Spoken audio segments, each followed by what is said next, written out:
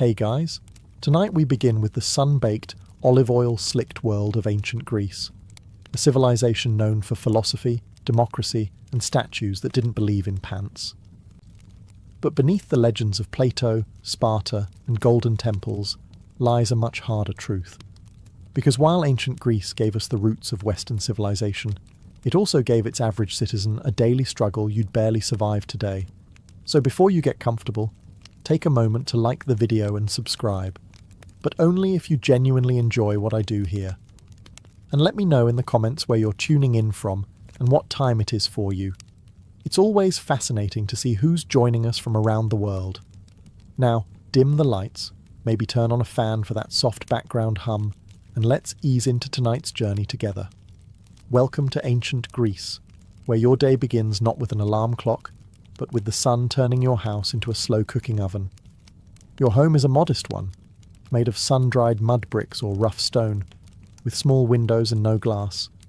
Just wooden shutters to keep out the goats and maybe some breeze if the gods are feeling generous.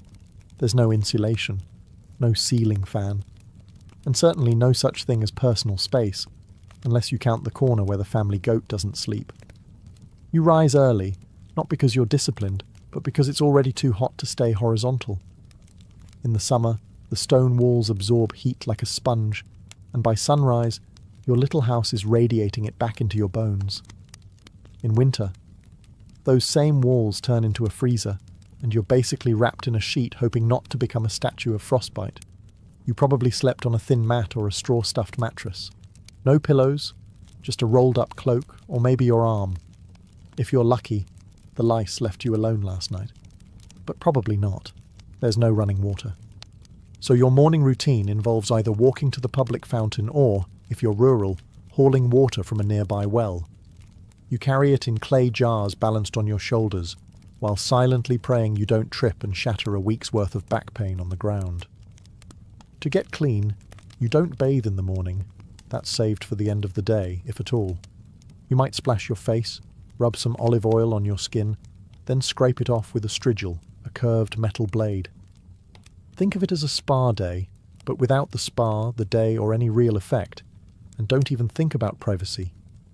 Your family lives in the same room. You sleep together, eat together, and argue over who tracked mud in from the street, because the street is also your hallway, your newsfeed, and your trash dump. You haven't even eaten yet, and already your back hurts, you're sweating, and your tunic is sticking in places no tunic should.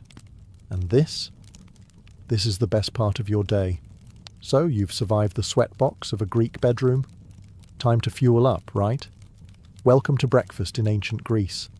A meal so minimal it makes modern intermittent fasting look like gluttony. Your first bite of the day? Barley bread. Stale, dense, and about as exciting as the dirt it was baked near. It's called maza, made from ground barley mixed with water, shaped into flat cakes, and left to bake either on hot stones or in the ashes of last night's fire. Think ancient granola bar, but without sweetness, texture, or joy. You might dunk it in watered-down wine, because, surprise, the water isn't always safe to drink. There's no filtration system, no boiling, no Brita pitcher in your clay pantry. So instead, everyone, from kids to elders, gets a cup of oinos mixed with water. Not for the buzz, but for survival. If you're wealthy, maybe you get a fig or two, some olives, or a smudge of goat cheese. But let's be honest, you're not wealthy. You're lucky if your bread isn't crawling with yesterday's flies and doesn't crack a tooth when you bite it. No coffee, no eggs, no fruit bowl, no honey, unless you live near a decent beekeeper and know how to bribe them. And don't expect to sit and relax. Meals are fast. No chairs, no forks, and certainly no mindful eating. You chew, you nod, and you get back to work. Oh, and if you're a woman, you don't even eat with the men. In many households, women and children eat separately, often after the males are done. So not only is the food bad, you also get to wait your turn to be disappointed. The irony: ancient Greeks are the same people who gave us symposiums, banquets, and poetic odes to wine. But breakfast?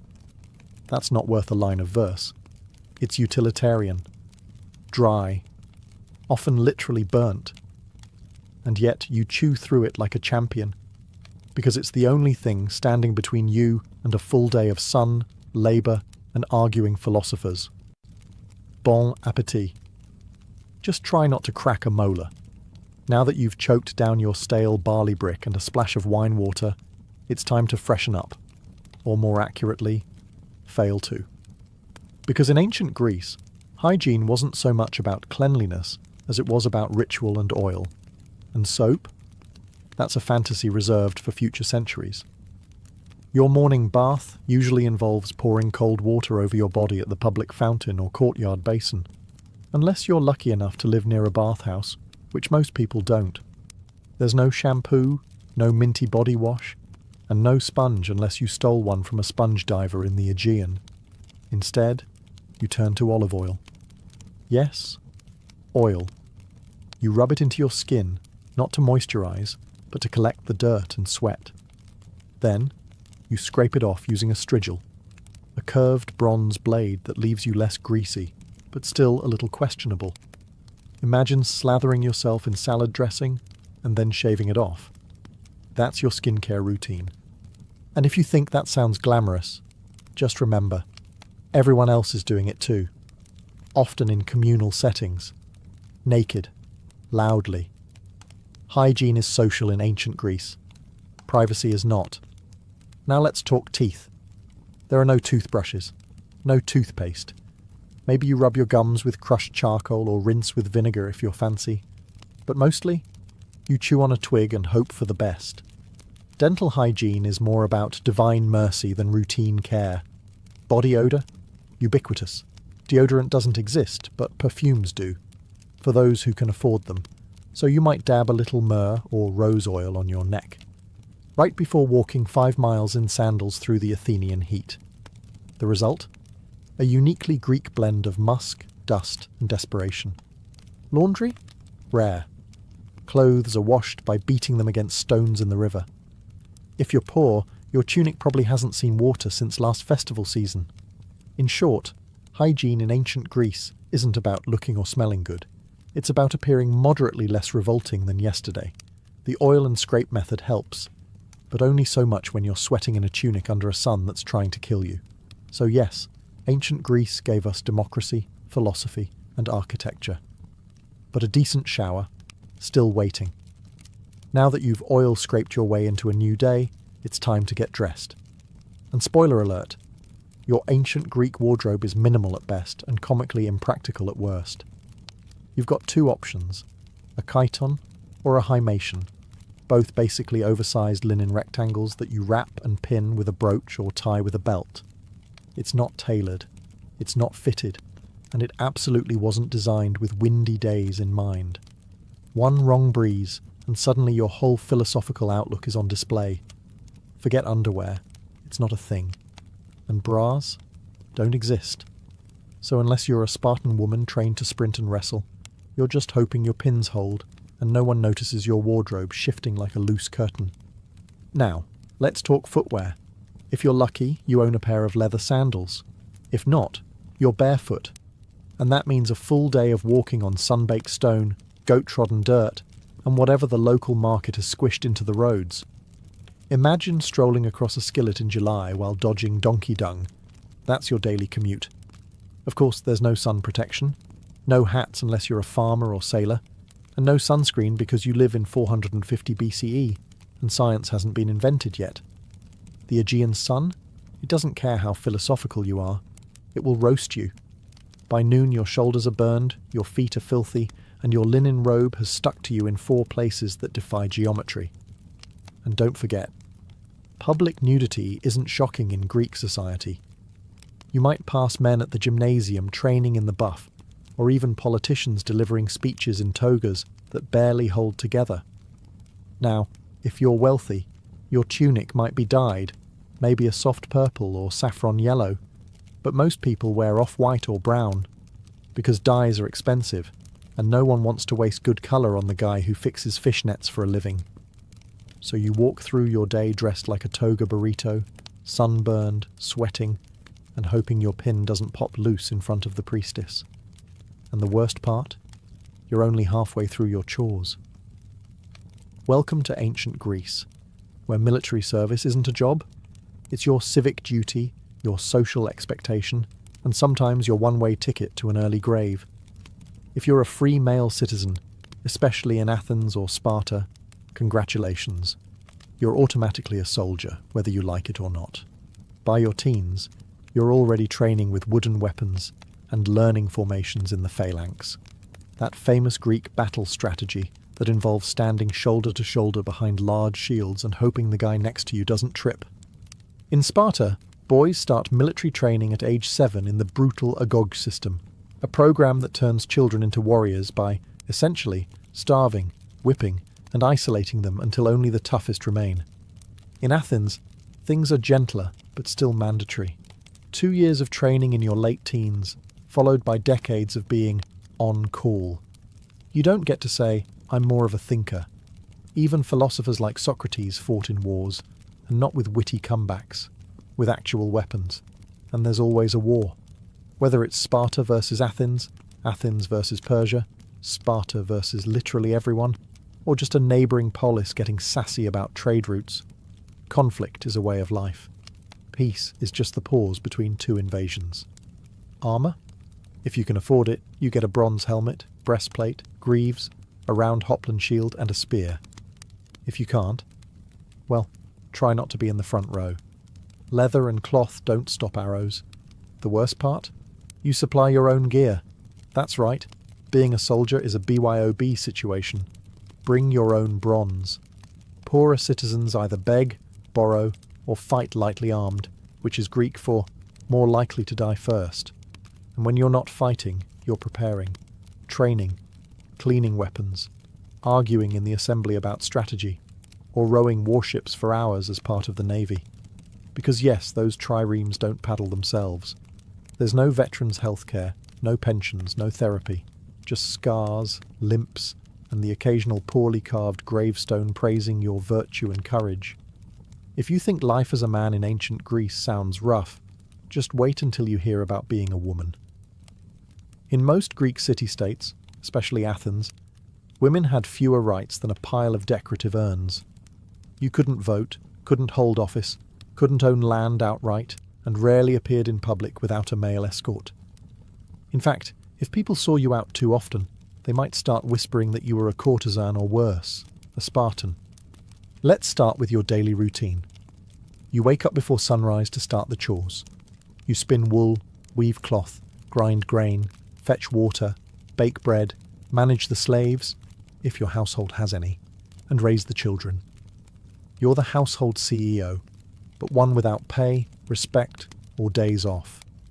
Your social life? Limited. You don't attend plays. You don't join the philosophical debates. You're not at the gymnasium. That's for naked men only. You're confined mostly to the gynoeceum, the women's quarters, and your contact with the outside world consists of glimpses through latticework windows. Education? If you're lucky, you might learn to read a bit, but mostly you're trained in domestic duties. Philosophy? Rhetoric? Geometry? That's for the boys.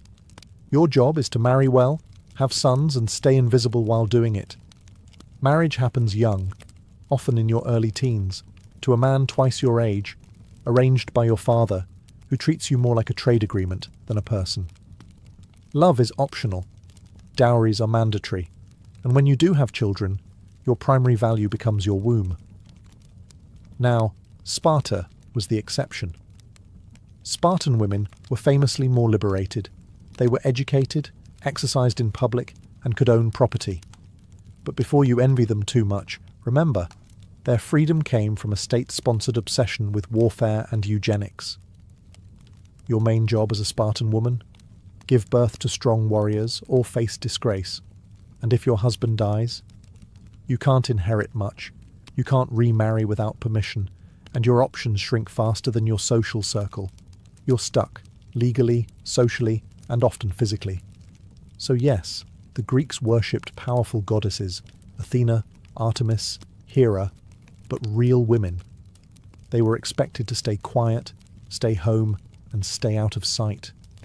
Ancient Athens is hailed as the birthplace of democracy, and yes, technically that's true. But before you get too excited, let's be clear, you probably wouldn't qualify to participate. In fact, the majority of people living in Athens were completely excluded from the democratic process. To vote in the Athenian ecclesia, assembly, you had to be male born to Athenian parents, a citizen, over 18. That means women, foreigners, called metics, slaves and children, who made up nearly 90% of the population, had no political voice whatsoever. That's not democracy for the people. That's democracy for a very specific club of sunburned men in sandals. If you met the criteria, though, you didn't just vote, you were expected to participate constantly. Laws were proposed, debated, and passed in huge assemblies of thousands of citizens. There were no career politicians. Every eligible man was part legislator, part jury member, and part overconfident amateur. You could even be randomly chosen to serve in powerful positions, like running the treasury or serving on a jury, through a lottery system. Which sounds thrilling until you remember there were no qualifications. Your fishmonger might oversee military logistics one day. Your uncle, who still believes in sea monsters, might judge a murder trial tomorrow. And if someone got too powerful, too popular, or just annoyed people the wrong way, ostracism. Once a year, citizens could write a name on a broken piece of pottery, an ostracon, and vote to exile that person for 10 years. No trial, no defence. Just go away, you're getting too famous. And yet, despite its flaws, Athenian democracy was revolutionary.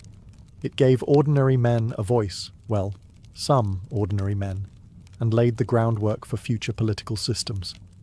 But make no mistake, it wasn't fair, and it wasn't inclusive. If you were a woman, silenced. A foreign-born resident who paid taxes, silenced. A slave building the Parthenon, definitely silenced. A philosopher who asked too many questions, possibly executed. Democracy was born in ancient Greece. But if you'd shown up expecting equal rights and inclusive politics, you'd have been escorted out of the assembly and told to bring your own ostracon. In ancient Greece, slavery wasn't just accepted, it was expected. Even modest households had at least one slave. Not because the family was wealthy, but because slavery was so deeply woven into society that it felt as normal as sandals and sunburn. The idea that someone might not own another human being, practically unthinkable. Slaves weren't a specific race or ethnicity. They came from conquered lands, Thracians, Scythians, Syrians, and even fellow Greeks from the wrong city-state at the wrong time. Some were born into slavery, others were prisoners of war, a few were kidnapped and sold. It was a thriving, brutal market, and business was always good. If you lived in Athens, your slave likely did everything. Cooked your meals, fetched your water, cleaned your home, cared for your children, carried your shopping, and stood silently during dinner. Some even handled business affairs or managed the household while the citizen owner lounged at the symposium, sipping diluted wine and debating abstract concepts like justice. Irony level, maximum. In the silver mines of Laurion, slaves, including children, laboured in horrifying conditions, crawling through narrow shafts in total darkness, inhaling toxic dust, and dying slowly for the sake of coins and civic pride. Some slaves were educated. They taught grammar and math, served as scribes, or even managed bank accounts. But make no mistake, they were still property. They could be beaten, branded, sold, or killed on a whim, and had no legal rights. The few who earned freedom, called freedmen, were never truly free. They still owed loyalty to their former masters and were barred from citizenship. No voting, no land ownership, just the hope of a slightly better tomorrow. And unlike later slave systems, there was no widespread abolitionist movement. Philosophers like Aristotle, yes, that Aristotle, justified slavery as natural and necessary. According to him, some people were slaves by nature. Enlightening, isn't it? Ancient Greece gave us ethics, democracy, and philosophy. But all of it was built on the backs of people who were never allowed to speak. never allowed to vote, and never allowed to matter. And that's not a footnote. It's the foundation. Feeling unwell in ancient Greece? That's unfortunate. Because unless you live next door to Hippocrates himself, your healthcare plan includes some vague herbs, divine intervention, and a lot of wishful thinking. Let's start with the basics. There are no hospitals as we know them. If you're sick or injured, you stay home. Maybe a neighbour knows a thing or two about poultices. Maybe a relative remembers a prayer to Asclepius, the god of healing. Maybe your local temple has a snake you can pet for spiritual comfort. That's about it. The most famous Greek doctors were really a mix of herbalist, philosopher, and gambler. They believed in the four humours: blood, phlegm, yellow bile, and black bile. According to them, illness was caused by an imbalance in these fluids. So, if you had a fever, too much blood, time to drain it. Coughing, too much phlegm, try fasting. Melancholy, that's black bile. Maybe take a walk or stare at the sea dramatically. Most treatments were based on trial, error, and garlic.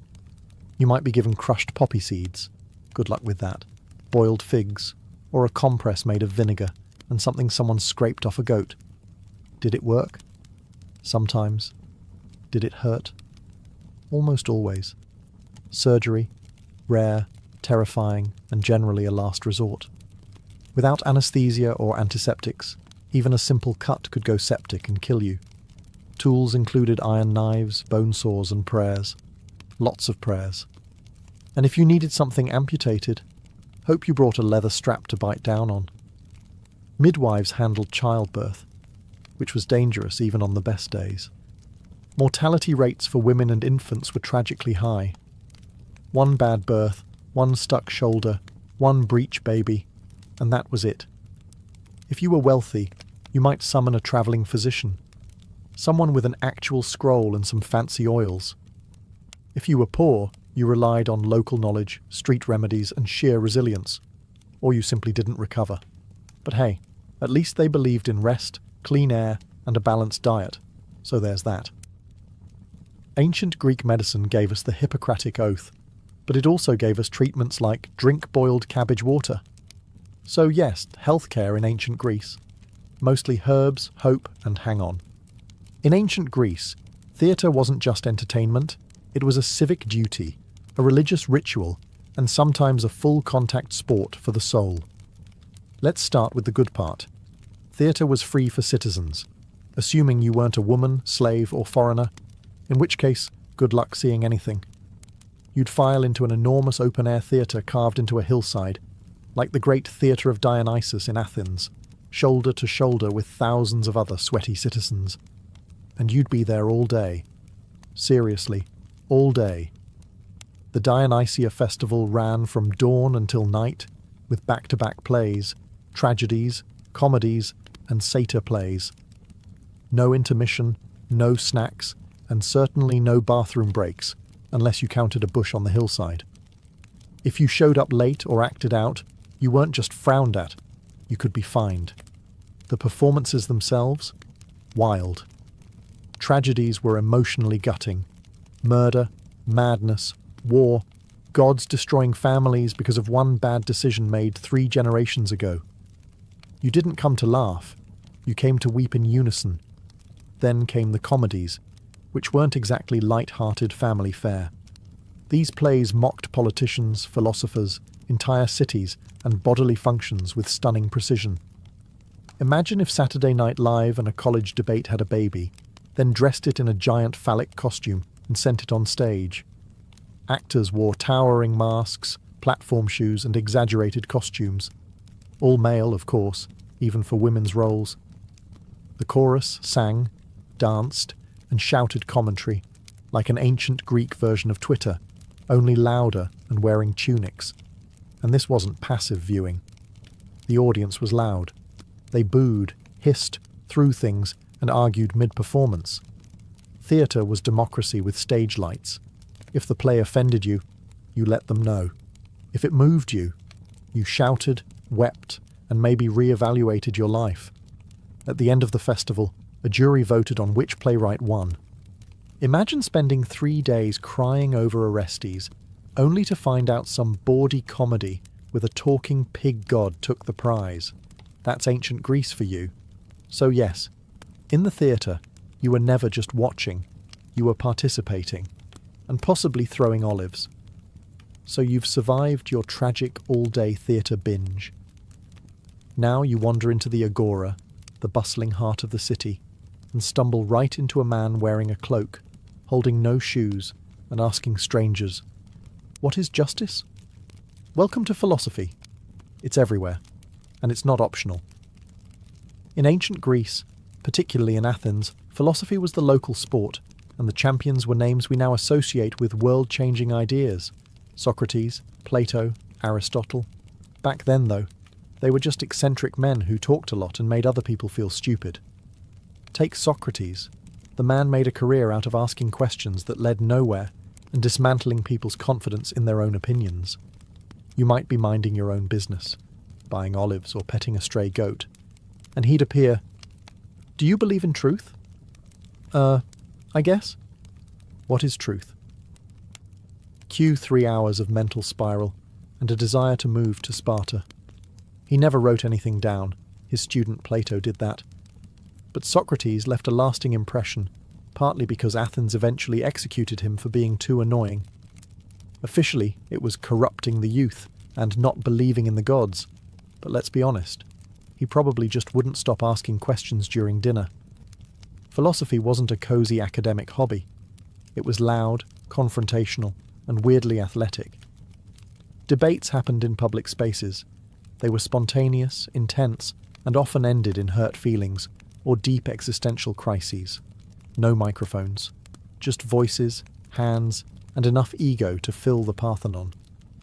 And if you thought you could just watch, think again. Philosophers loved drawing in random bystanders. You didn't walk past Plato's academy. You were absorbed into it. You said one thing slightly wrong and suddenly became the day's example of unexamined life. Even kids weren't safe. Aristotle tutored Alexander the Great, a teenager who later conquered half the known world. Imagine your high school civics teacher handing you a globe and saying, "Go fix this." So yes, philosophy gave us logic, ethics, science, and political theory. But in ancient Greece, it also gave you a headache, a crisis of identity, and a 70% chance of being publicly humiliated by a man in sandals. So, you've made it in ancient Athens. You're well-spoken, clever, politically active. People like you. Maybe too much. That's your first mistake. Because in Athens, being too popular could get you kicked out of the city for 10 years. Not arrested, not fined, just gone. This wasn't a conspiracy or a backroom deal. It was built into the system. It was called ostracism, and it was perfectly legal, perfectly public, and perfectly terrifying. Once a year, the citizens of Athens would gather to decide whether to hold an ostracism vote. If enough people agreed, everyone wrote the name of a person they wanted exiled on a broken piece of pottery called an ostracon. If someone got 6,000 or more votes, they were banished. No trial. No explanation. Just pack your sandals and leave. You didn't have to be a criminal. In fact, most ostracized people had done nothing wrong, except get too influential. Maybe you were a war hero, a persuasive speaker, or just had great hair. Whatever it was, your fellow citizens decided you were becoming a threat to democracy. And democracy voted to yeet you into temporary oblivion. And here's the twist. It wasn't permanent. Ostracism lasted 10 years, after which you could come back like nothing happened. Your property was untouched. Your citizenship remained. No grudges. Just a decade-long vacation you didn't ask for. Some famous Athenians were ostracized. Aristides the Just was so well liked that someone allegedly voted against him just because they were sick of hearing how virtuous he was. Brutal. Even Themistocles, the military genius who saved Athens at the Battle of Salamis, got the boot once he got too cocky. Turns out, gratitude has an expiration date. Ostracism was meant to protect Athens from tyrants, but it often punished success. So if you were ambitious, you had to walk a fine line.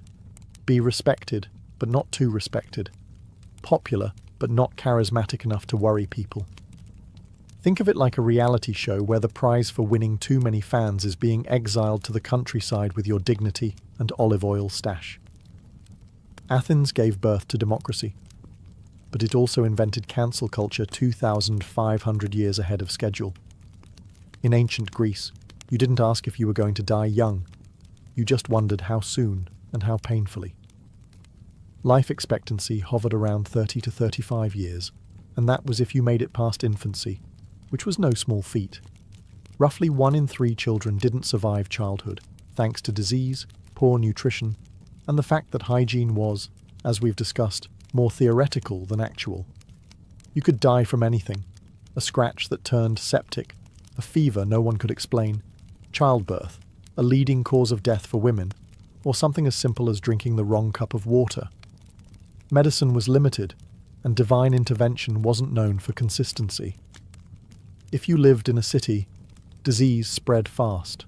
Cramped quarters, open-air sewers, and communal fountains made epidemics a regular part of life. The infamous plague of Athens during the Peloponnesian War wiped out 1/3 of the city. Thucydides wrote about it. Then he got it. Then, somehow, survived. Most weren't so lucky. War? Constant. If you were a man, odds were you'd die holding a spear or rowing a trireme. Even if you weren't killed in battle, injuries often turned fatal days later. No antibiotics. No stitches. Just hope and garlic compresses. And there was always the possibility of death by divine tantrum. Displease a god, forget a sacrifice, mock a temple statue, or speak ill of Zeus after 3 cups of wine, and you could find yourself on the wrong end of a lightning bolt, plague, or spontaneous goat stampede. Burial rites were important. If your family couldn't afford a proper funeral, with coins for the ferryman and rituals to secure your spot in the afterlife, you might be dumped outside the city walls, unmarked and forgotten. Not only was that tragic, it was spiritually dangerous. The Greeks believed unburied souls wandered eternally, caught between worlds. Death wasn't poetic, it was daily, and it didn't care about your philosophy, your beauty, or your lineage.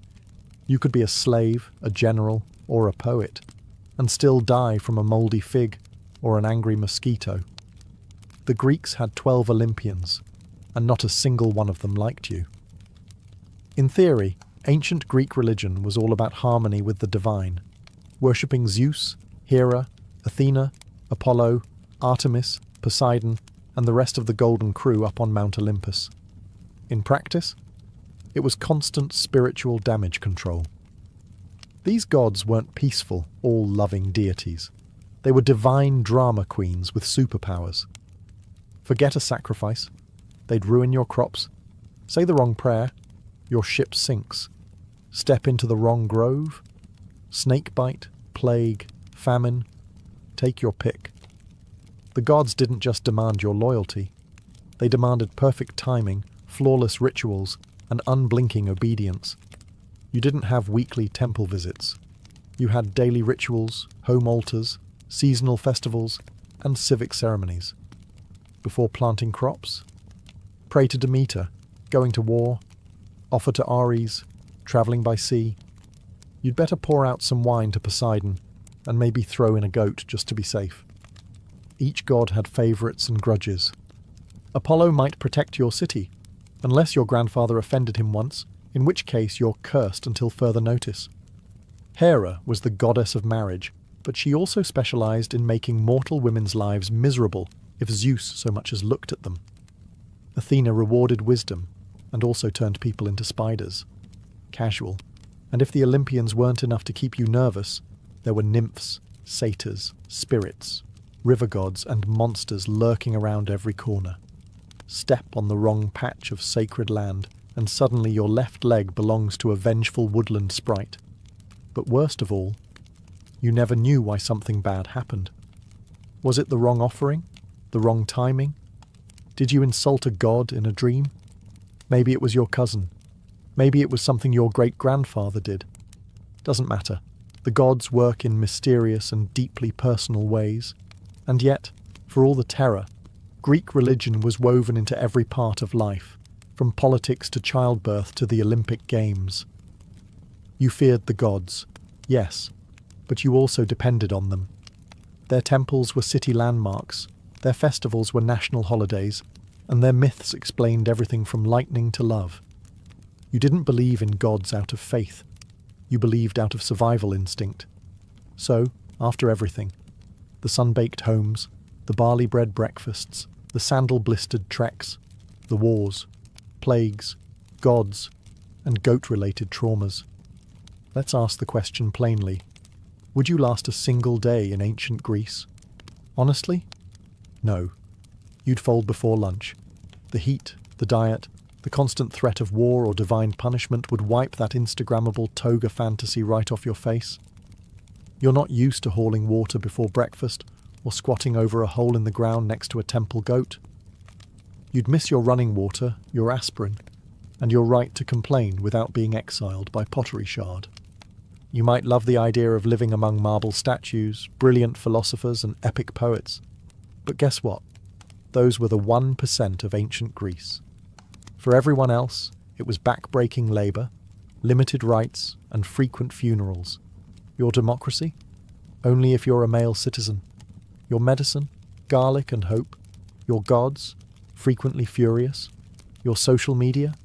A guy yelling in the agora about justice while waving a fish. And yet, for all of that, the Greeks endured.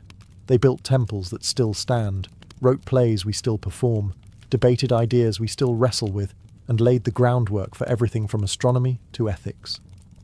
They didn't just survive hardship, they created civilization while sweating through it. You wouldn't last, but they did. Not because life was easy, but because they found ways to make meaning in a world full of chaos. They questioned everything, fought constantly, wrote beautifully, died young, and still, somehow, shaped the modern world. So no, you probably wouldn't make it past your first sunstroke, goat bite, or unsolicited philosophy lesson in the street. But if you did, if you adapted, endured, and listened closely, you'd find yourself standing among some of the most passionate, resilient, and brilliantly flawed people history has ever known. And they wouldn't judge you for struggling.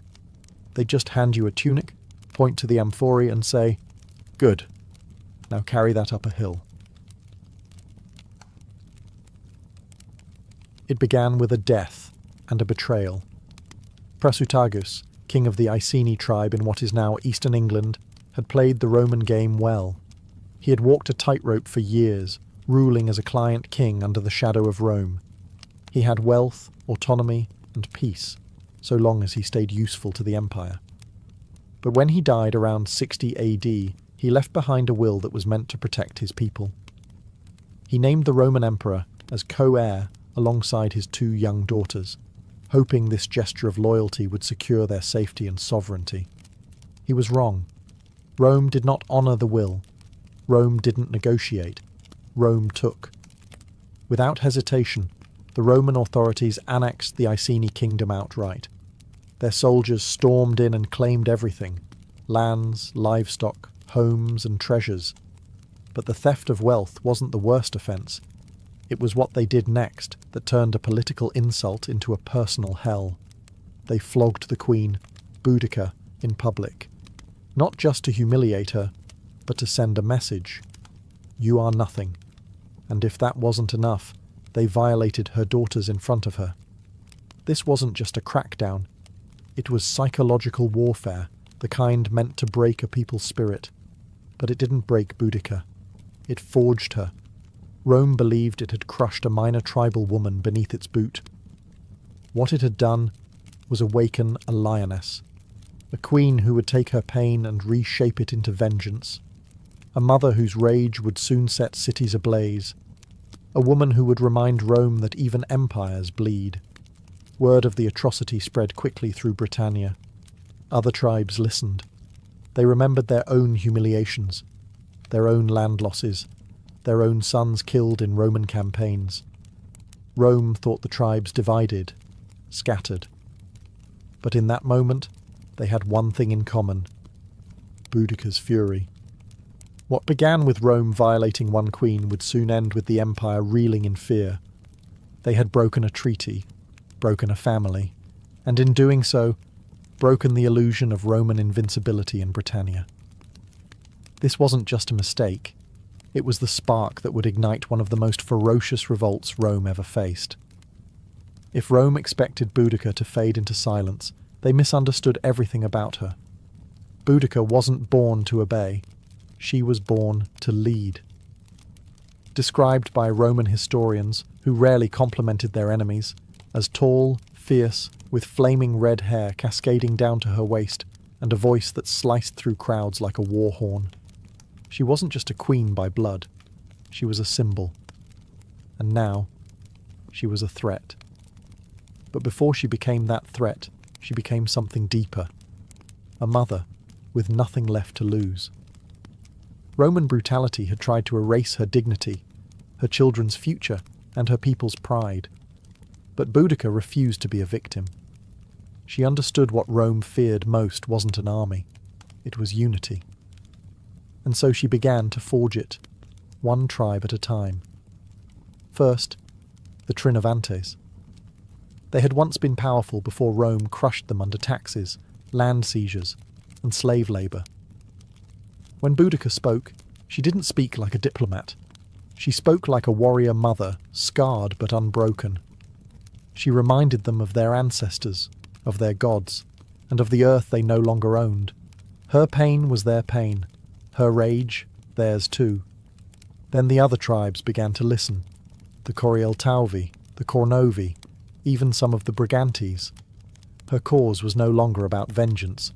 It became a holy mission, to cleanse Britannia of Roman arrogance.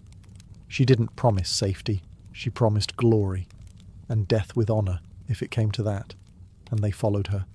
Because she did not stand behind her warriors, she rode among them, spear in hand, hair loose to the wind, eyes locked on the future. She called out the names of the raped, the enslaved, the executed. She summoned gods like Andraste, the Celtic war goddess, as her witness. And her warriors believed her when she said the gods would fight with them. She had no formal military training, no Roman strategy scrolls, but she had something deadlier. Righteous fury, sharpened by betrayal, guided by purpose. And the land itself seemed to shift under her command. This wasn't rebellion, it was resurrection. The Queen Rome thought it had broken was now the spearhead of a movement that would soon make the empire tremble. And she was just getting started. The Roman eagle had long soared over Britannia, but now the winds beneath its wings were changing. Boudicca's fury wasn't a wildfire, it was a storm building with terrifying purpose. And storms need fuel. That fuel came from the thousands of Britons who had waited years, generations even, for someone to defy the empire. Someone to speak not in Latin, but in blood and iron. She gave them that voice. It started with war councils held under sacred groves and moonlit hills. Boudicca didn't sit on a throne. She stood in the dirt with her people. She listened to the anger of tribal elders, to the sorrow of mothers, and to the chants of druids who saw omens in the sky. They all spoke of one truth. Rome had pushed too far. Now it was time to push back. Warriors from the Trinovantes brought spears, slings, and ancient battle chants. The Iceni added cavalry, swift riders with wild hair and war paint, fierce and fearless. Other tribes joined with axes, blades, and torches. Even women took up arms, inspired by their queen. This wasn't just an army forming, it was a resurrection of Celtic identity. But Rome had trained legions, professional soldiers, armoured, disciplined, and lethal. Boudicca had to make up for that with numbers, knowledge of the land, and something Rome could never teach: hatred forged in humiliation. Soon, Boudicca's army swelled to tens of thousands.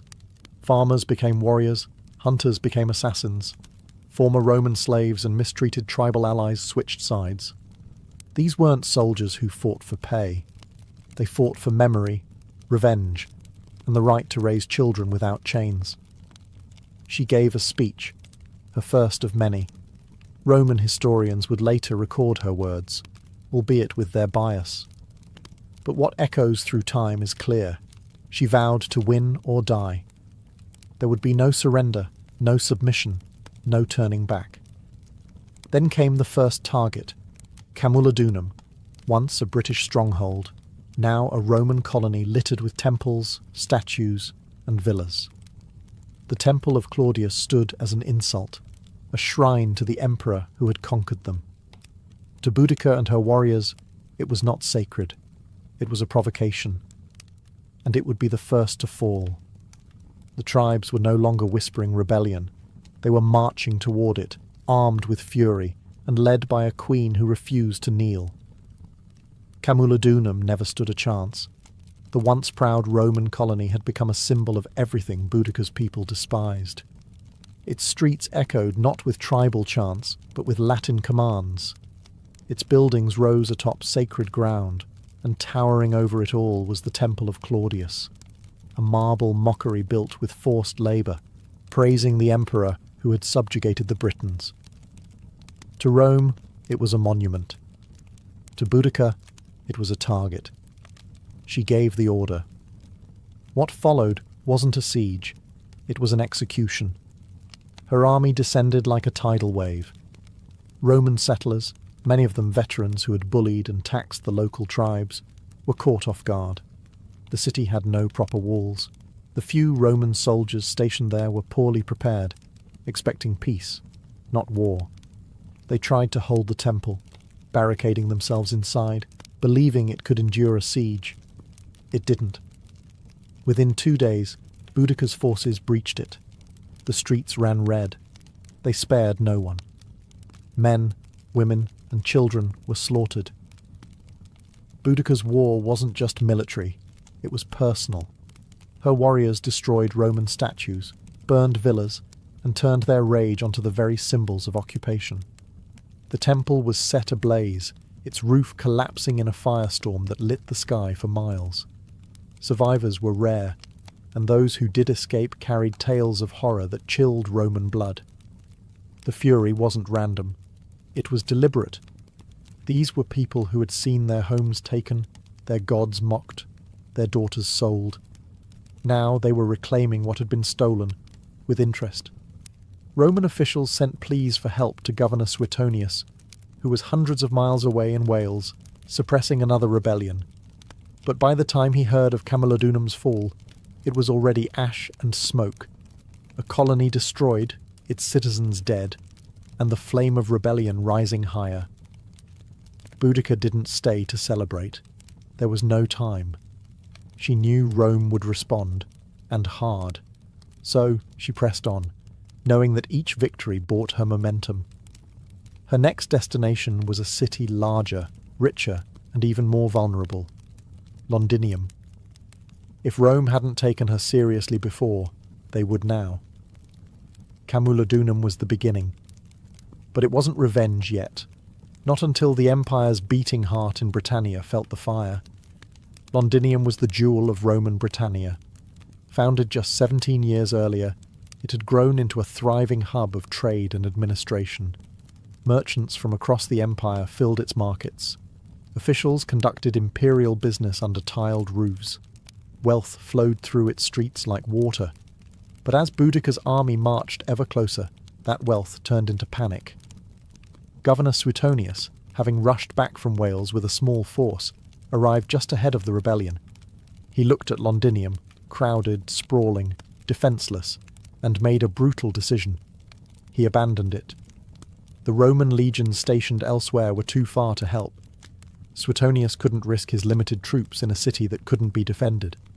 So he withdrew, taking with him those who could flee.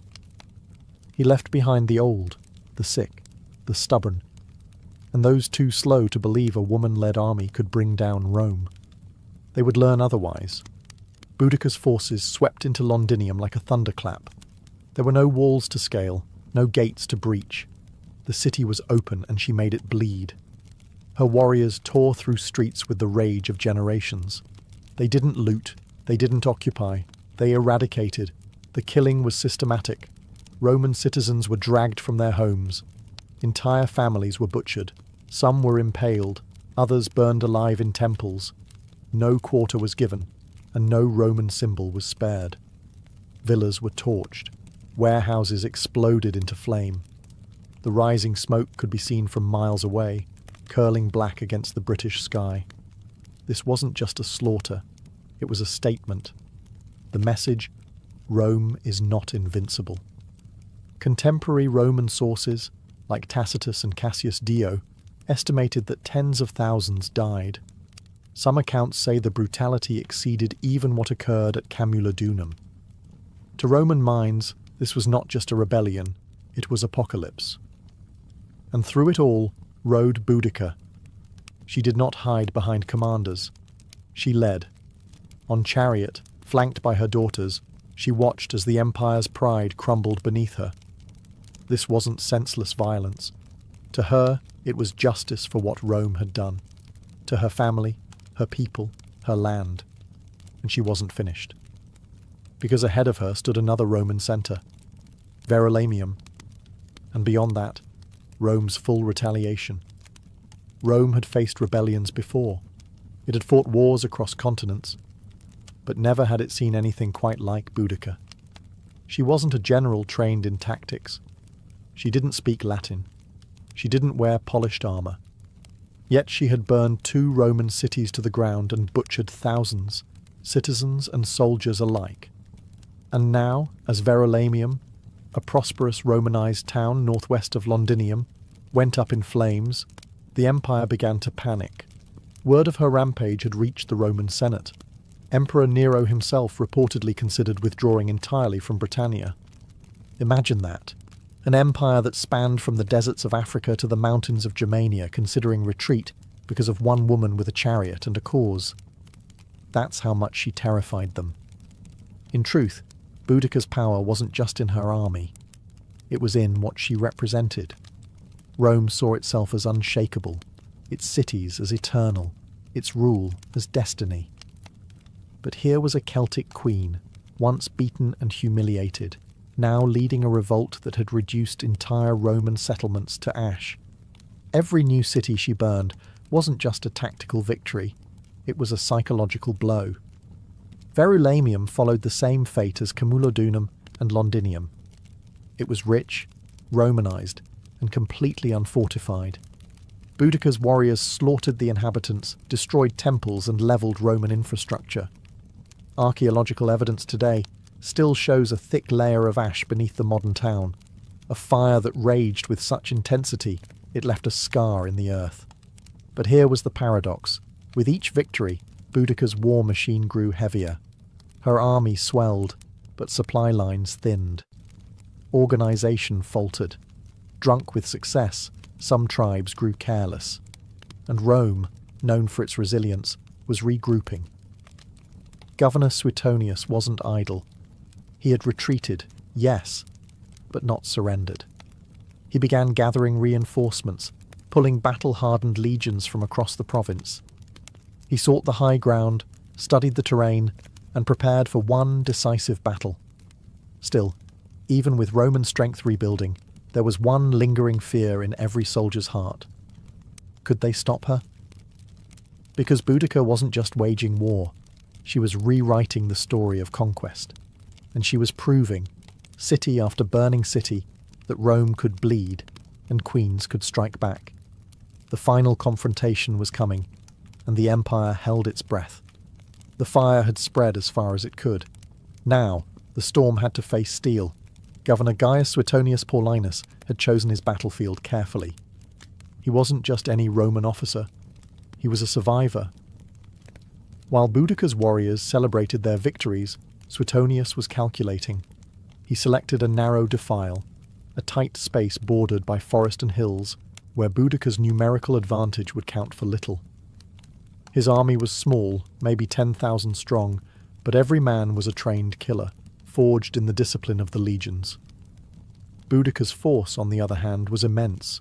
Some sources claim up to 200,000 warriors marched under her banner. But they weren't soldiers. They were farmers, blacksmiths, tribal chiefs, and freedom seekers, inspired but undisciplined. armed with fury, but not formation. They believed numbers would crush Rome like a tide. They were wrong. As Boudicca's army approached, she gave one last speech, standing atop her war chariot, flanked by her daughters.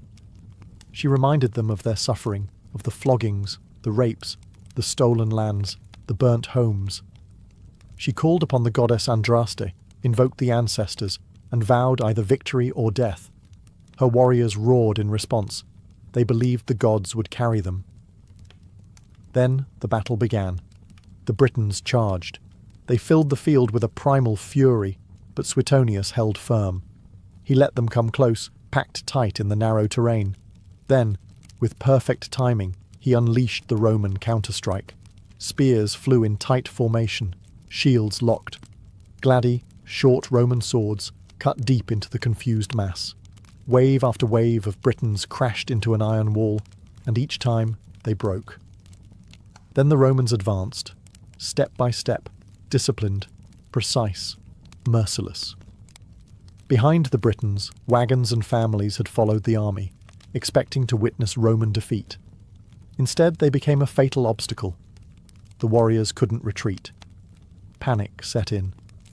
The narrow battlefield turned into a slaughter. When the dust settled, it was over. Tens of thousands of Britons lay dead. The rebellion was shattered. The empire had bent, but not broken. Boudicca had thrown everything at Rome, and though she lost the battle, the memory of her stand would echo louder than the clash of swords. Her final fate would remain a mystery, but her legend was already immortal. The battlefield was silent, the roar of war replaced by the moans of the dying. Boudicca had lost, not just a battle, but a war she had set ablaze with her own hands. The ground was soaked with the blood of her people, and the ashes of their dreams drifted into the cold Britannic air. And Boudicca, she was nowhere to be found. There are no eyewitness accounts of her final breath, no clear details of her death. Roman historians offer conflicting stories. Some say she took poison, choosing death over capture. Others suggest she fell ill and died quietly in the aftermath. But what they agree on is this: she vanished. No chained queen was ever paraded through the streets of Rome. No public execution, no final humiliation. She simply disappeared, like a storm that burned itself out. But in that disappearance, something extraordinary happened. She became more than a queen. She became myth. Rome, shaken and humiliated by the scale of her rebellion, tried to bury the memory, but it was too late. Boudicca had become a name whispered in tribal songs and echoed in the sacred groves. To the Britons, she was not a defeated rebel. She was a martyr, a goddess of war and vengeance, a mother who had stood against the world's most powerful empire and made it bleed. Even among the Romans, there was reluctant respect. Tacitus, though Roman to the bone, painted her not as a barbarian, but as a formidable leader wronged by the arrogance of empire. Cassius Dio wrote of her commanding presence and terrifying speeches. They feared her, yes, but they also admired her resolve. And across the centuries, Boudicca refused to die. She would rise again in Victorian statues, in poems by Tennyson, in history books, in school lessons. She became a symbol of defiance, especially to women who saw in her story a fire that couldn't be extinguished. Her chariot, spiked wheels tearing across time, became a vehicle of resistance. And so, though her body may be lost to history, her voice never left. It rides with the wind. It screams in the fire. It echoes through every soul that has ever stood against oppression and whispered, "I will not kneel." Centuries have passed since Boudicca vanished into the mists of history, but her shadow still lingers across the British Isles. You can see her name carved into monuments, hear her invoked in political speeches, and feel her presence in the stubborn spirit of a land that never truly forgot her. In London, near Westminster Bridge, a bronze statue shows her standing tall on a war chariot, flanked by her daughters, eyes set on the horizon, wheels raised in defiance. Below her, traffic hums and tourists wander, unaware that they walk in the echoes of her rebellion. But her legacy isn't just about statues, it's about what she represents. Boudica became more than the sum of her battles. She became an eternal question asked of every empire, every oppressor, every ruler who forgets the power of the people. What happens when the silenced rise? She was not perfect. Her revolt was marked by bloodshed and massacres. Tens of thousands died at the hands of her warriors. But history isn't written by saints. It's carved by those who dare to resist. And resistance, by its nature, is rarely clean. Still, what makes Boudica endure is not just her war against Rome. It's the fire she lit in the human imagination. A woman who lost everything and still stood tall. A queen who refused to be defined by the empire that tried to break her. A mother who turned her grief into a sword. Modern historians continue to debate her exact role, her decisions, her motives. But ask any Briton who Boudica was, and they won't recite footnotes. They'll tell you she was the queen who made Rome bleed, the woman who united tribes that had once warred with each other, the warrior who taught the world that dignity can rise even from devastation. And in that, she becomes more than historical figure. She becomes symbol of rebellion, of courage, of the unbreakable will to be free. Because even when Rome rebuilt its cities and redrew its maps, it could not erase her. Her flame still burns, in every fight against tyranny, in every voice that dares to say no, and in every soul that would rather die on their feet than live on their knees. Boudica is gone, but her legend rides forever. To the ancients, illness was never random. It wasn't just about bacteria, viruses, or rogue cells. Those explanations would come thousands of years later.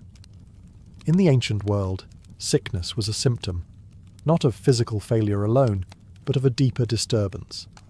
A disruption in balance, a fracture in the harmony between body, mind, soul, and nature. In Mesopotamia, disease was often seen as divine punishment. If someone fell ill, it was believed they had offended a god, broken a taboo, or attracted a curse. Diagnosis began not with symptoms, but with questions. What have you done? Who have you angered? Priests and healers worked together, interpreting omens, casting spells, and prescribing rituals alongside herbal treatments. In ancient China, balance took on a more systematic meaning, through yin and yang and the 5 elements. Health was the state of equilibrium between opposing forces. Too much heat or cold, dryness or moisture would throw the body off. Practitioners of traditional Chinese medicine didn't just treat a cough. They asked when it started, what time of day it worsened, what emotions accompanied it. Healing was holistic. Herbs, acupuncture, and dietary changes were all tools to rebalance the inner cosmos. In Greece, the physician Hippocrates rejected the idea of gods punishing people with disease, yet he too saw health as harmony.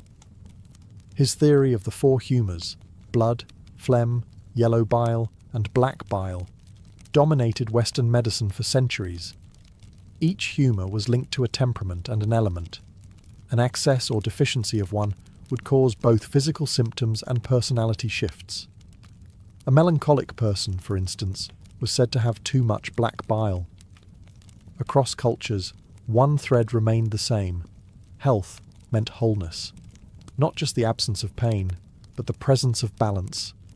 Whether it was the Ayurvedic concept of doshas in India, or the belief in spiritual possession in African healing traditions, ancient people understood that the human being was not isolated. We were part of nature, and nature, when disturbed, pushed back. So, when ancient healers laid hands on the sick, they weren't just looking for physical signs, they were listening for imbalance. And they believed that to heal someone, you had to treat the invisible forces just as carefully as the visible wounds. In the land of pyramids and pharaohs, medicine was both science and sorcery. Ancient Egyptian healers, called SWNW, were not merely physicians. They were sacred intermediaries between the body and the divine. Their medical practices were surprisingly advanced and yet deeply entwined with ritual and magic. To the Egyptians, the body could bleed, bruise, and break, but its ailments were never purely physical. The spirit, the gods, and even the afterlife played a role in every sickness. Much of what we know comes from medical texts like the Ebers Papyrus, dated around 1550 BCE. This ancient scroll contains hundreds of remedies for everything from toothaches to tumours. Egyptian doctors performed surgeries, set fractures, treated infections, and drained abscesses with copper tools sterilised by fire. They knew how to check pulses, how to observe urine and faeces for diagnosis, and how to use a wide variety of herbs, many still in use today. But no treatment began without the blessing of the gods. Thoth, the god of wisdom, was believed to have gifted humanity the secrets of healing. Sekhmet, the lion-headed goddess of war and plague, was both feared and prayed to. She could unleash epidemics or grant recovery. Spells were often recited over a patient as herbs were applied. Words held power. Incantations weren't empty phrases. They were medicine in sound form. One of their greatest tools was honey. It was used as an antiseptic long before bacteria were understood. Wounds were bandaged with it, sometimes combined with resin or lint. Garlic and onions were prescribed for heart health. Castor oil served as a laxative. Even mouldy bread was pressed into infected wounds, a primitive antibiotic, centuries ahead of its time. Egyptian doctors treated not only commoners, but also royalty. Their skills were respected across borders. Neighbouring civilizations would seek out Egyptian physicians for difficult cases. They were, in a way, early specialists. Some focused on the stomach, others on the eyes, or even on spiritual afflictions. But in all their knowledge, there was no separation between the physical and the sacred. A fever might come from the Nile's mosquitoes, or from an angry ghost. Healing the body meant pleasing the gods, purifying the soul, and restoring divine balance. To the ancient Egyptian, a healer's true role wasn't just to cure the illness, it was to restore cosmic order. Long before modern medicine emerged, India was already writing its own story of healing, one that viewed the human body not as a machine, but as a reflection of the cosmos. This ancient system is known as Ayurveda, a Sanskrit word meaning the science of life. Rooted in the Vedic tradition, Ayurveda is more than just a medical practice. It's a philosophy, a way of living in harmony with nature, seasons, and spirit. Central to Ayurveda is the concept of three doshas, Vata, Pitta, and Kapha. Each represents a unique combination of the five elements: earth, water, fire, air, and ether. Vata governs movement, Pitta controls transformation, like digestion, and Kapha manages structure and stability. Everyone is born with a unique balance of these doshas. Illness, according to Ayurveda, arises when this balance is disturbed, by poor diet, stress, environment, or lifestyle. Ayurvedic texts like the Karaka Samhita and Sushruta Samhita date back over 2,000 years. These detailed manuals offer not just herbal remedies, but guidance on surgery, obstetrics, psychology, and even ethics for physicians. Charaka focused on internal medicine, promoting prevention as the first line of defense.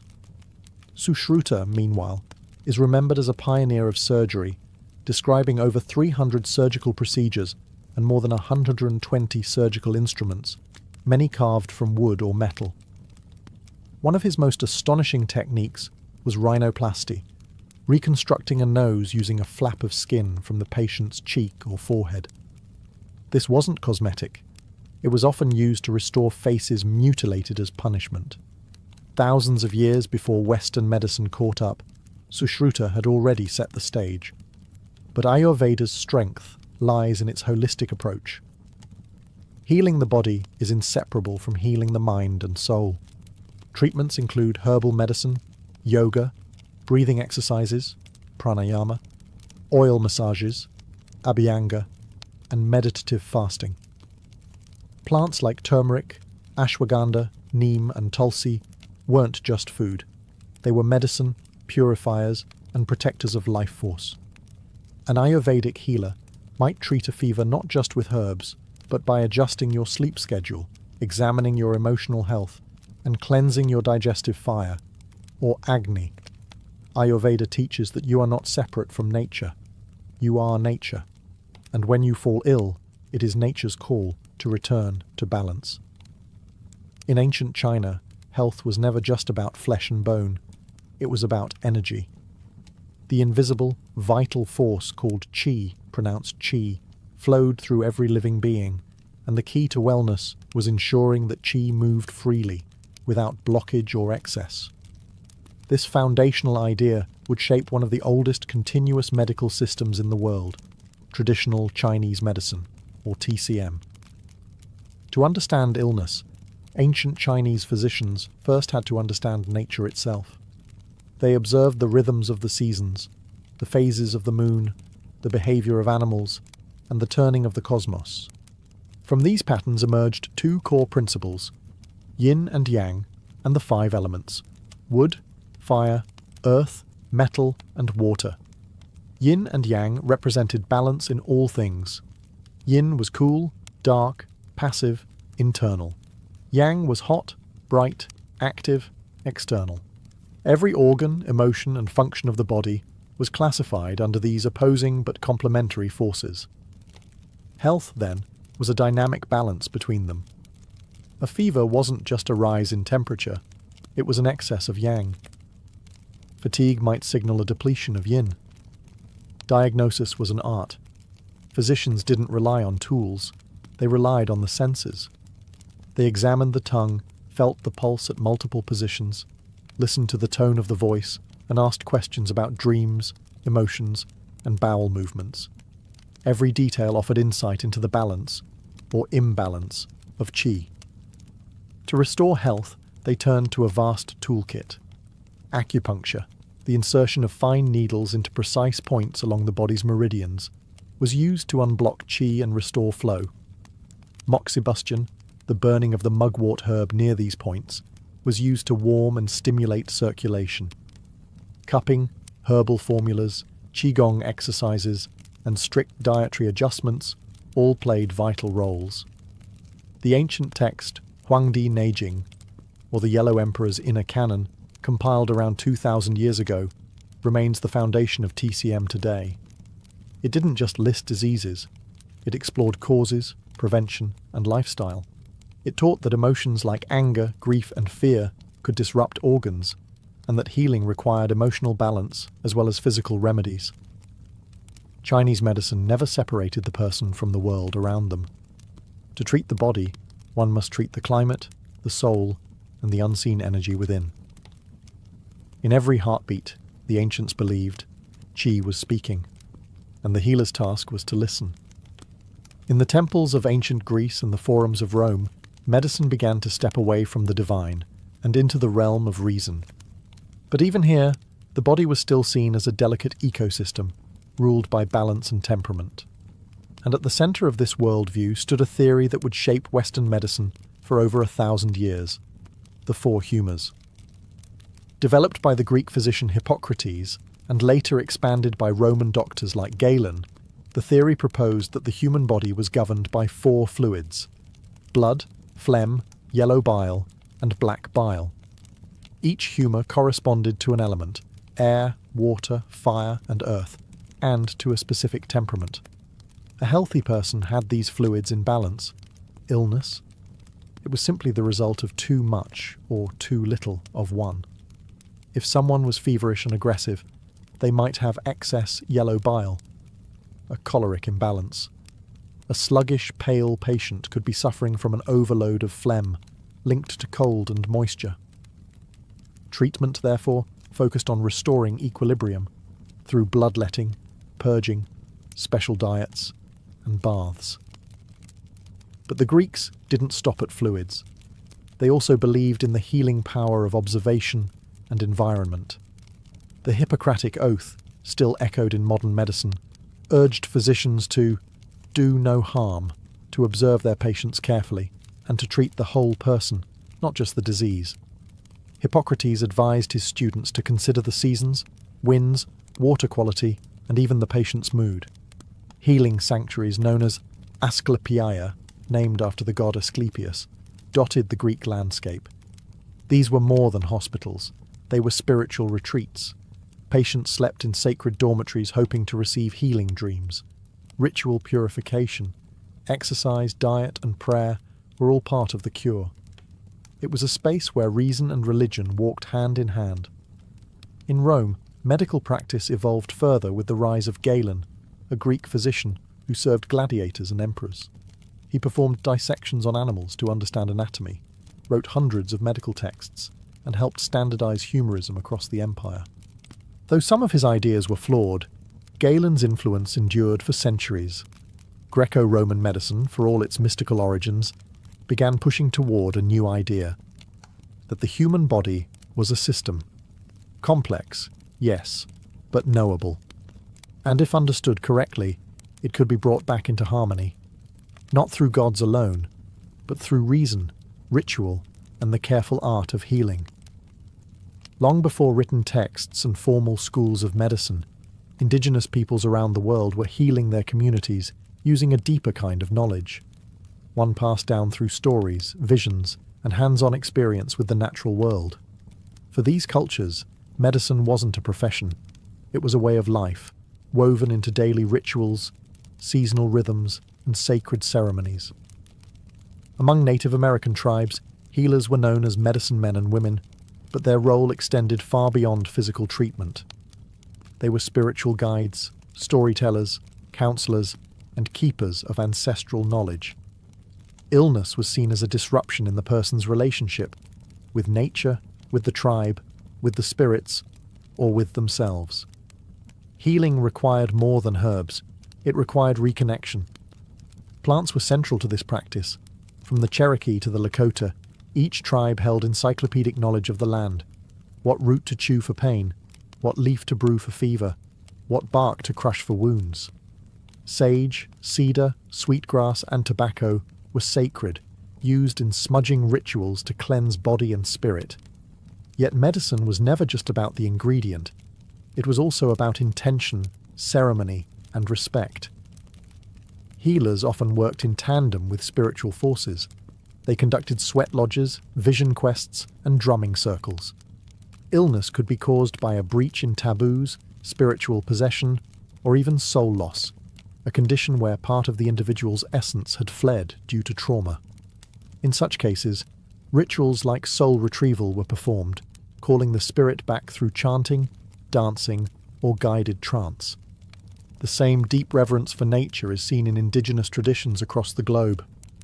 In the Amazon rainforest, shamans rely on powerful plant medicines like ayahuasca, a hallucinogenic brew used not for recreation, but for healing insight. They believe the plants themselves are teachers, revealing the roots of suffering through visions. In Aboriginal Australia, bush medicine includes herbs, clays, and rituals passed down through the dream time, the ancestral era that still guides indigenous identity. Healing here is about balance between body, land, ancestors, and songlines. These systems were never written in books. They lived in the songs, dances, and landscapes of the people. To indigenous healers, modern medicine may have its machines and laboratories, but the earth has always been the first pharmacy. And healing is not about defeating disease, it's about remembering who we are. Across every ancient civilization, regardless of language, geography, or belief system, there was one constant: the conviction that healing required more than herbs and surgery. It required spirit. Whether illness was seen as divine punishment, soul imbalance, or a breach with sacred forces, ancient people believed that true healing began in the unseen world. And the doorway to that world was ritual. In Mesopotamia, long before the rise of formal medicine, people turned to exorcists and priests to battle illness. Diseases were believed to be caused by malevolent spirits or offended gods. Clay tablets reveal detailed healing rites, where chants were whispered as poultices were applied.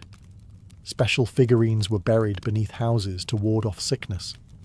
Rituals weren't separate from treatment. They were the treatment. In ancient Egypt, no physician worked without invoking the gods. Before applying honey to a wound or bandaging a limb, the healer often recited prayers to Thoth, god of wisdom, or Sekhmet, goddess of healing and wrath. Illness wasn't just a physical attack, it was a cosmic imbalance. Healing meant realigning the patient with Ma'at, the principle of truth, order, and harmony.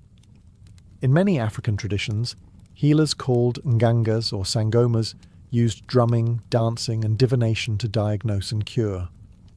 They spoke with ancestors, summoned spirits, and often entered trance-like states to travel the spiritual realm on behalf of their patients. Herbs were important, but the unseen world was always consulted first. Even in classical Greece, ritual played a role. In the Asclepiaea, sacred healing temples, patients underwent rituals of purification, fasting, and prayer. At night, they slept in enkoimateria, dreaming beneath statues of Asclepius, the god of healing. These dreams were interpreted by temple priests to guide treatment. Ritual wasn't superstition. It was structure. It gave shape to suffering, a language to pain, and a sense that the illness had meaning.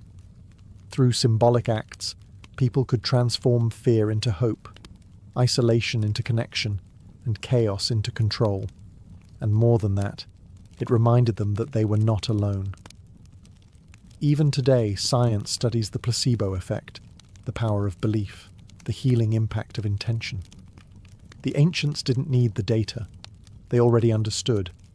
Sometimes, a word spoken in reverence can heal deeper than any blade, because not all wounds are visible, and not all medicine is made of matter.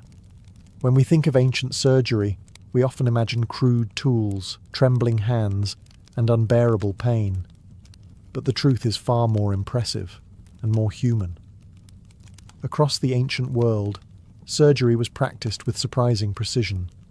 These early healers didn't have anesthesia, X-rays, or antiseptics. But they had skill, courage, and a remarkable understanding of the body, earned through generations of observation, trial, and often brutal necessity. In India, the Sushruta Samhita, written over 2,000 years ago, detailed more than 300 surgical procedures. Its author, Sushruta, is considered the father of surgery. He described techniques for removing tumours, setting bones, repairing hernias, and even reconstructing noses, a form of plastic surgery. His tools were sharp, varied, and carefully categorized: forceps, scalpels, probes, and needles, many made of iron or stone. Sushruta emphasized hygiene, surgical preparation, and the importance of understanding anatomy through dissection. Though this was often limited to animals, his surgical wisdom spread far beyond India, influencing both Islamic and Western practices centuries later. In ancient Egypt, surgical knowledge blended with ritual. Papyrus texts reveal procedures for stitching wounds, treating dislocated limbs, and draining abscesses. Tools like bronze knives, bone saws, and cauterizing rods have been found in tombs. They even practiced trepanation, cutting a hole in the skull to relieve pressure or treat head injuries. Amazingly, many skulls show signs of healing, meaning the patients survived. Trepanation wasn't limited to Egypt. In pre-Columbian Peru, archaeologists have discovered hundreds of trepanned skulls, often from warriors wounded in battle. Some surgeries were shockingly successful. In certain regions, over 80% of patients survived, based on bone regeneration.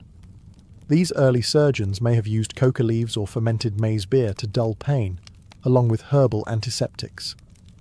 In the Greco-Roman world, Galen advanced surgical techniques by studying injured gladiators and dissecting animals. His insights into the nervous system and vascular pathways laid foundations for later anatomy. Roman military surgeons treated wounds on the battlefield with efficiency, using cautery, clamps, and ligatures. While surgery was always dangerous, it was also respected. It was the domain of those brave enough to cut into life itself, hoping to draw health from pain. These weren't butchers, they were artists of the blade. And though their knowledge was incomplete, their legacy lives on every time a scalpel is raised in healing, not harm. Today, we live in a world of digital diagnostics, robotic surgeries, and genetic mapping. We can scan a body in seconds and send prescriptions across oceans with a tap. And yet, in the quiet corners of modern medicine, the whispers of the ancient world still echo. You can find Ayurveda in yoga studios, Chinese herbal formulas in pharmacy aisles, and indigenous smudging ceremonies held in hospitals to honour patients' traditions. Medical students still take a version of the Hippocratic Oath, pledging to do no harm, just as their Greco-Roman predecessors once did. In operating rooms, we use precision tools that trace their lineage back to Sushruta's iron instruments. Concepts like holistic care, preventative medicine, and mind-body connection, now cornerstones of integrative health, are rooted in the wisdom of ancient civilizations who saw healing not as a task, but as a relationship. Even modern science has come full circle. Research increasingly confirms what the ancients believed, that stress, isolation, and emotional trauma can weaken the immune system, disrupt sleep, and cause physical pain. Meditation, once a spiritual discipline, is now studied for its effects on brain health. Forest bathing, derived from Shinto and indigenous nature practices, is prescribed for anxiety. And the placebo effect, healing powered by belief, continues to puzzle researchers who once dismissed it. It's easy to see ancient medicine as outdated. Superstition, folklore, primitive guesswork. But when we look closer, we see something profound. A worldview that treated illness not just as a broken machine, but as a disruption in being, a signal that something, somewhere, was out of harmony. And that idea still matters, because medicine isn't only about treatment, it's about meaning, about comfort, about being seen and understood. The ancients knew this instinctively. Whether they used chants, needles, leaves, or blades, they understood that healing was sacred. Today, as we push further into the future of biotechnology, artificial intelligence, and personalized medicine, perhaps we are not leaving the ancient world behind. Perhaps we are returning to it, with new tools, but the same human heart. A heart that still longs for balance, for wholeness, for healing not just of body, but of spirit. Her name drifts through history like a half-remembered melody, Sappho. A poetess from the island of Lesbos, born sometime around 630 BCE, whose voice once stirred the hearts of listeners under starlit skies, and whose words, even in fragments, still echo with longing. Unlike the grand warriors and kings of ancient Greece, Sappho's fame came not from conquest, but from emotion. Her domain was not the battlefield, but the human soul. She wrote of love and jealousy, beauty and despair, joy and yearning. She captured the fleeting moments, a glance, a blush, a tremble, and held them in verse like pressed flowers, fragile yet eternal. Very little is known of her life. No portraits, no diaries. What we have are traces, a few lines preserved by ancient scholars, quotes embedded in other works, and the ruins of papyrus scrolls lost to time. And yet these fragments shine. The Greek philosopher Plato called her the 10th muse. Centuries later, poets, translators, and dreamers would seek her, piecing her life together like an unfinished song. Sappho was likely born into a noble family on Lesbos, an island in the northeastern Aegean Sea. This was a place of music and learning, where poetry was woven into the fabric of social life. She may have had siblings, a daughter, and even political enemies, though the records are vague. She lived through exile and unrest, moments of silence and moments of song. Her world was one where most women's voices were confined to the home or stifled altogether. But Sappho defied silence. She stood apart, not with rebellion, but with beauty. She wrote in the Aeolic dialect, in short, vivid lyrics designed to be sung to the lyre. Her style was intimate, rich with imagery. Evening star, you bring back all that the shining day has scattered. Words like these outlived empires. And then, as quietly as she appeared in the records, she faded. Much of her work is lost, burned, buried, or dismissed. But what remains proves one thing. She didn't need monuments. Her poems were her monument. And today, when we speak of passion in verse, of love without shame, of longing that defies centuries, we are still whispering the name Sappho. To understand Sappho, you must first understand Lesbos, the island that cradled her voice. Lesbos was no backwater. In the ancient Greek world, it was a flourishing hub of art, music, and philosophy. With its fertile valleys, olive groves, and coastal winds scented with salt and flowers. Lesbos was both a physical paradise and a cultural gem. It wasn't Athens. It didn't need to be. It had its own rhythm, slower, more sensual, and steeped in lyric tradition. Here, music wasn't decoration, it was devotion. The lyre and aulos echoed through homes and temples. Poetry was sung, not read. And in this world of sound and nature, Sappho's voice was born. She lived in the city of Mytilene, the island's bustling heart. Politics thrived here, and so did art. The island boasted poets and philosophers, rival factions and shifting alliances. Sappho herself was once exiled, perhaps to Sicily, amid political unrest. But it was always Lesbos that drew her home. It was her muse. Lesbos was also a space of female community, rare in the ancient world. Aristocratic girls were educated in music, poetry, and ritual. Some scholars believe Sappho led a kind of theasos, a circle or school where young women learned the art of lyric poetry, dance, and devotion to the goddess Aphrodite. This was not formal education as we know it, but a sacred, creative sisterhood. Here, bonds formed that were emotional, intellectual, and possibly romantic. Sappho wrote directly to these women, not as abstract muses, but as real presences in her life. She addressed them by name, mourned their departures, celebrated their beauty, and confessed her love with searing honesty. In one fragment she writes, "I have not had one word from her. I beg you, bring her back to me." These lines don't come from myth or theatre. They come from a lived world, a circle of women singing by lamplight, weaving emotion into song.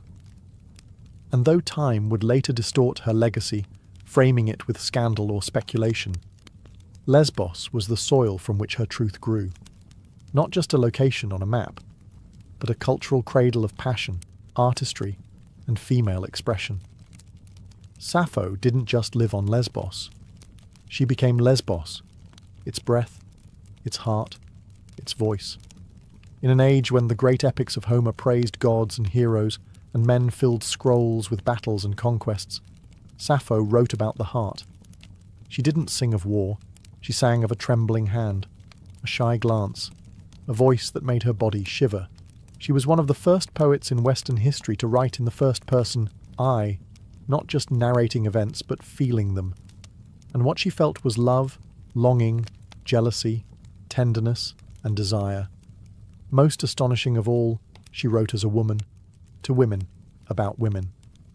In ancient Greece, a woman's voice was often confined to the home, or silenced entirely. Public life, literature, politics, philosophy, these belonged to men. But Sappho stepped outside those walls, not with rebellion, but with rhythm. Her poetry did not demand space, it created its own. A private universe where emotion was not weakness, but power. And within that space, she did something radical. She named the women she loved. She didn't reduce them to symbols. She didn't speak in metaphor alone. She remembered their laughter, their perfume, the way they braided their hair. In one fragment, she describes the sensation of seeing a beloved. He is equal to the gods, that man who sits beside you, who listens to your sweet voice and watches your lovely laughter.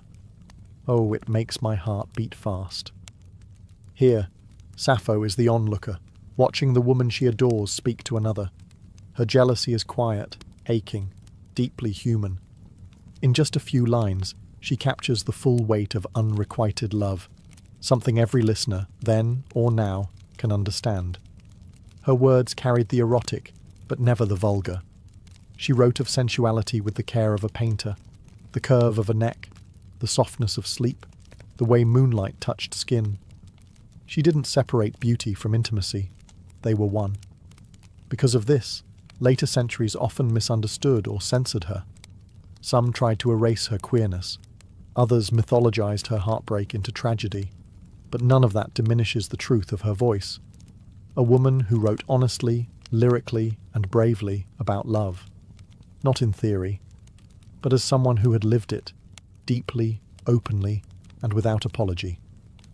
Sappho didn't just write poetry, she composed music for the soul. Her verses were never meant for silent reading. In ancient Greece, poetry was alive. It was sound, breath, vibration. Sappho's form was the lyric, short and intensely personal, meant to be performed with a lyre, a small stringed instrument cradled in the lap, plucked gently while the voice carried the words like a breeze over the sea. This was the heart of lyric poetry, and it's where the word lyrical comes from. The poetry wasn't epic. It didn't tell long tales of war and gods. It was intimate, emotional, and immediate. The lyric was a whisper, a confession, a love letter sung beneath fig trees or in candlelit rooms. And Sappho was its undisputed master. Her poems were crafted in Aeolic Greek, a regional dialect rich in softness and rhythm. Her preferred metre, now called the Sapphic stanza, flowed with a particular beat. 3 long lines followed by a shorter, punchy one, like a sigh at the end of a longing thought. It was subtle and musical, like the rising and falling of breath during a quiet moment between lovers. She would have performed these songs surrounded by women, students, companions, maybe even priestesses. These gatherings, possibly ritual or educational in nature, were also spaces of freedom, spaces where emotion, song, and body were not fragmented but whole. Through these performances, Sappho trained others in the art of composition, creating not just poems, but a culture. We can only imagine what it sounded like. The soft twang of strings, the clear rise of her voice, the stillness of listeners hanging on each syllable. Many of her poems open not with statements, but with questions or invocations, like the start of a conversation or a prayer. Come to me now, O golden-throned Aphrodite, and free me from hard care. These were poems that reached up, to gods, and inward, to desire. And yet, they feel surprisingly modern. You could set them to music today, and they'd still stir something raw and real. Sappho turned poetry into song. And in doing so, she reminded the world that emotion is music, that every heartache, every thrill of touch or tremble of voice deserves a melody. And hers is one still echoing, centuries later.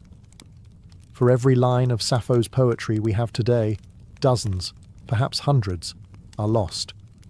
What remains are fragments, shards of emotion and sound, phrases ripped from their original songs, drifting across time. Some are complete stanzas, others are mere whispers, a single word, a sliver of longing, a closing thought without a beginning. And yet, even these broken pieces pulse with life, like embers glowing in the ash of something once brilliant. Why did so much vanish? Time, war, and deliberate destruction. Sappho's works were once collected into 9 volumes, organized in the famed Library of Alexandria. These were likely copied and recited throughout the classical world. But with the fall of that library, much of ancient literature was lost. Later, as Christian influence rose, many works deemed pagan or immoral were suppressed, neglected, or intentionally burned. Sappho's poetry, filled with passion, especially same-sex love, made her a target. By the medieval period, she became a ghost. Her name survived, but her voice was nearly silenced. Only through quotations by other authors, preserved in grammars, commentaries, or philosophical works, did bits of her poetry escape extinction. These fragments were often cited for their style or vocabulary, not for their emotional force, yet the feelings still bled through. Then came the papyri. In the late 19th and early 20th centuries, Archaeologists digging in the sands of Oxyrhynchus, Egypt, uncovered thousands of scraps of ancient manuscripts, among them torn and faded lines of Sappho, bits of songs that had not been seen for over 1,000 years. More discoveries followed. In 2004, a nearly complete poem was found on a papyrus wrapped around a mummy in Germany. Each recovery felt like a resurrection, and yet so much remains missing. We read her today in echoes. What we long for is not just what she wrote, but what she might have said if history had let her speak without interruption. Still, there's something hauntingly fitting in this survival through fragments. Sappho wrote about impermanence, about fleeting moments, about beauty that slips through the fingers like sand. And so perhaps it is appropriate that her poetry arrives to us not as a monument, but as a mystery, a puzzle pieced together by lovers of language, of music, of the heart. A voice once drowned in fire, still burning. Sappho's poetry was too honest to escape judgment. In her lifetime, she was admired, celebrated even, as a master of lyric poetry. Plato called her the 10th muse, placing her among the divine. Yet, as centuries passed and cultures shifted, her legacy became twisted, silenced, or scandalized, depending on the times. Why? Because she wrote about love, and not the kind history was comfortable remembering. Much of her poetry centers on deep affection and desire for women. She praised their beauty, mourned their absence, confessed jealousy, and celebrated their intimacy. In her world, this was not strange. In the cultural setting of Lesbos, especially among aristocratic women, close emotional and possibly romantic bonds were accepted, even honoured. But later generations, especially under Roman, Christian, and Victorian values, struggled with this. Rather than confront her truth, they rewrote her story. Medieval scribes ignored her. Renaissance translators softened her language. Victorians labelled her a tragic romantic, heartbroken over a man, even inventing the myth that she leapt to her death from a cliff over the love of a ferryman named Phaon, a tale that appears nowhere in her authentic work. This invented story served a purpose: to erase her queerness, to make her pain more palatable, her desires more conventional. Some critics reduced her poetry to merely educational or platonic. Others dismissed her altogether as indecent. And yet, she persisted. Even in scandal, Sappho's name survived. In the 19th century, when open discussion of same-sex love was still taboo, her legacy quietly became a coded symbol for queer identity. The words sapphic and lesbian became terms for romantic love between women, rooted directly in her name and her home. She became, without ever intending to, a figure of resistance, a poetic ancestor to those whose loves were silenced. And still today, debates echo. Who was she? A teacher? A lover? A myth? A threat? But maybe the better question is, why are we still afraid of her truth? Sappho didn't write to fit into categories. She wrote what she felt. She named beauty, confessed longing, and lived through verse. Her scandal wasn't in her actions, it was in her honesty. She dared to write desire. And for that, history tried to muffle her voice. But it never could. If there was one divine presence that hovered over Sappho's life and work, it was Aphrodite, goddess of love, beauty, and irresistible desire. To Sappho, Aphrodite wasn't just a myth.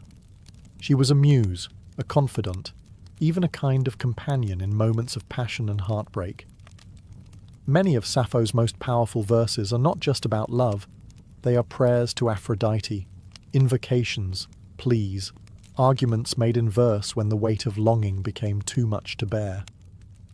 In her most famous surviving poem, Ode to Aphrodite, Sappho doesn't simply praise the goddess.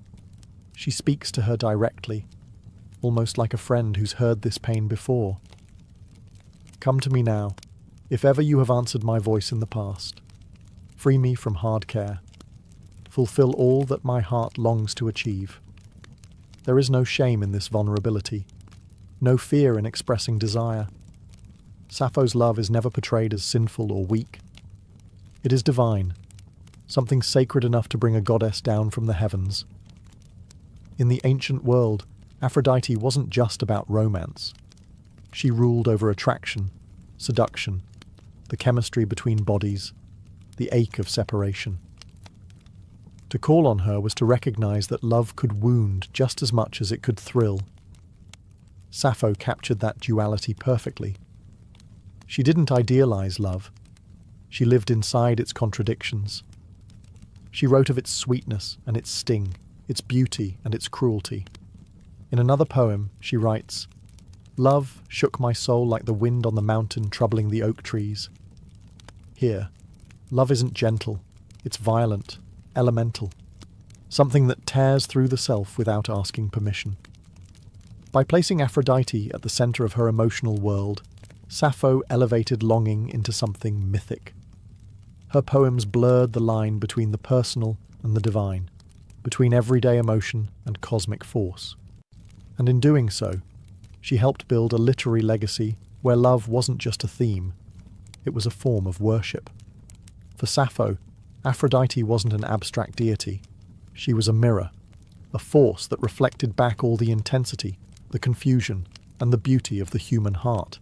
And in every line of Sappho's verse, the goddess of love listens and replies. Like her poetry, Sappho's death is a mystery wrapped in myth. No one knows exactly when she died, how old she was, or even where she spent her final years. Some say she died peacefully on Lesbos, surrounded by the sea and the songs she loved. Others, especially later Roman poets, spun tragic fables, that she leapt to her death from the white cliffs of Lefkada, heartbroken over an unrequited love for the handsome ferryman Phaon. But there's no historical evidence for that story. It seems more like an invention, a way for a male-dominated literary tradition to reframe her love and suffering into a heterosexual tragedy. It turned the powerful, poetic voice of a woman who loved women into a victim of unreturned affection for a man. A neat ending, perhaps, but a false one. The truth is simpler and more profound. Sappho disappeared as quietly as she arrived. After her death, her work lived on for centuries. She was studied by philosophers, quoted by playwrights, and sung in performances across the ancient Greek world. Her poetry was preserved in 9 books, a treasure trove of lyric verse. For a time, her fame rivaled Homer's. But history is not kind to voices that challenge its norms. With the rise of the Roman Empire and, later, the dominance of Christian moral codes, Sappho's openly emotional and sensual poems, especially those celebrating female love, fell out of favour. Her writings were no longer recopied, her volumes left to decay in libraries that would eventually burn or crumble. Some believe her works were intentionally destroyed by early church officials who saw her songs as dangerous. By the Middle Ages, her name remained, but her words were mostly gone. It would take over 1,000 years before fragments of her verses resurfaced, unearthed from Egyptian trash heaps or quoted in ancient grammars. Piece by piece, she was reborn, not through myth, but through survival. Her death may be lost to time, but her disappearance was never total. She lingered in whispers, in stolen lines scribbled in margins, in the persistent ache of voices that refused to be forgotten. Sappho didn't need a heroic death. Her poems were already immortal, and in the gaps where her words once lived, we can still feel the shape of her spirit. Yearning, unfinished, but never truly gone. Sappho's life may be lost in shadows, her verses scattered and incomplete, but her influence has never dimmed. If anything, it has only grown stronger, like a candle that flickers but refuses to go out. In every age, someone has rediscovered her. In the Renaissance, scholars pored over her fragments, marvelling at her delicate command of emotion. In the Romantic era, poets like Byron and Shelley invoked her name. In the 19th and 20th centuries, as conversations around gender and identity began to reawaken, Sappho became a symbol of queer resilience, of feminine artistry, of emotional freedom. Her name lives on in language itself. Sapphic, used to describe romantic love between women. Lesbian, taken from the island of her birth, now a global identity. These words are not just terms, they are echoes of her life, proof that a voice can ripple across millennia and still reshape how we understand love and expression. Artists, writers and musicians continue to be drawn to her. Painters have imagined her at the lyre, bathed in moonlight. Poets have translated her again and again, each version seeking the pulse beneath the words. Modern authors have reimagined her, reclaimed her, resurrected her in novels, songs and plays. And through it all, one thing remains clear. Sappho speaks to something universal. It doesn't matter that her poems are broken. It doesn't matter that her biography is blurred. What matters is the emotion that burns beneath the words, the trembling joy of desire, the ache of separation, the sacredness of beauty. These are feelings we all carry. She just found a way to sing them. Perhaps that's her true immortality. Not the marble statues or the scholarly footnotes, but the way a few lines from over 2,000 years ago can still make someone pause, breathe, and feel less alone. Sappho's gift was never just poetry. It was presence. She made feeling an art. She made longing a form of truth. And in doing so, she became more than a poet. She became a mirror for anyone who has ever loved quietly, deeply, or in defiance of the world. And as long as human hearts break and heal through language, Sappho will remain, not just remembered, but felt